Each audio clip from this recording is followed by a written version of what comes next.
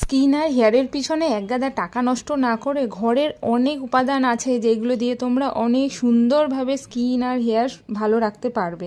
তো চলো আজকে সেরকমই কিছু উপাদান তোমাদের দেখাবো। এই যে দেখো, এখানে আমি সমস্ত কিছু উপাদান নিয়েছি, যেগুলো হচ্ছে গাজর, বিট, আমলকি, কাঁচা হলুদ আর পুদিনা পাতা।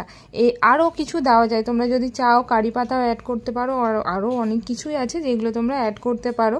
সেগুলো সব কিছু নিয়ে একটা স্মুথ পেস্ট বানিয়ে নিয়েছি, আর ওখান থেকে আমি ওর জুস বানিয়ে নিয়েছি।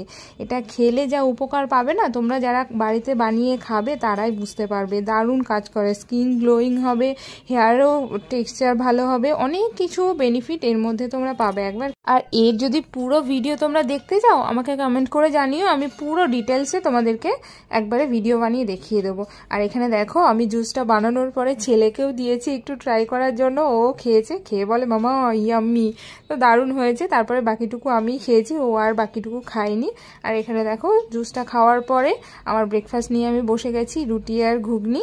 আর এখানে দেখো না, আমার ছেলে কোথা থেকে ওয়েট মেশিন আগে সেই ভরা ছিল আলমারিতে, ওখান থেকে বের করেছে, বের করে এখন ওটা ব্যাটারি লাগিয়ে ও নিজে খেলে যাচ্ছে ওটা নিয়ে।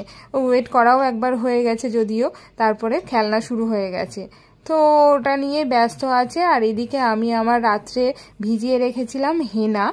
আর এই যে হেনাটা কিভাবে আমি করেছিলাম বলো তো, এটা যদি তোমরা কালার চাও, চুলের মধ্যে একটা সুন্দর কালার আনতে চাও, তাহলে হেনাটাকে প্রথমে চায়ের লিকার, তারপর চাটাকে ফুটিয়ে নিয়ে ওর মধ্যে মেথি আর কালো জিরে অ্যাড করে ওটাকে আমি ভালো করে ফুটিয়ে নিয়েছিলাম, আর কফি পাউডারও দিয়েছিলাম ওর মধ্যে। তারপরে ফুটিয়ে আমি হেনাটাকে রাত্রেই ভিজিয়ে রেখেছিলাম। আর তারপরে এই যে দেখো, সকালে এটাকে বের করেছি। আর এর মধ্যে কি কি উপকরণগুলো দেবো এগুলো দেখে নাও।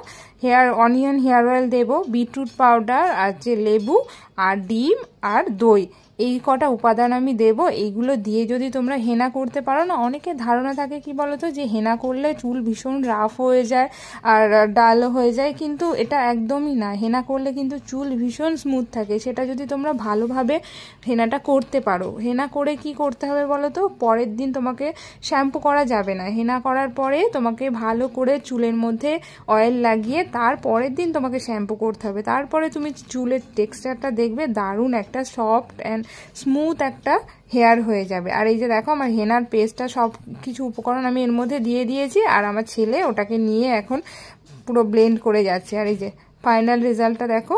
আর আমার এখানে যে হেনাটা আমি লাগিয়েও নিয়েছি মাথার মধ্যে, আর এই যে হেনা করার পরে যে কালারটা আসে না হাতে, আমার ওটা কিন্তু হেভি লাগে।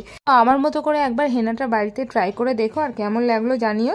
তো আজকের ভিডিওটা এখানেই এন্ড করছি, পরে আমাকে কমেন্ট করে সবাই জানিও। তো চলো আজকের মতো ভিডিওটা এখানে শেষ করছি, টাটা।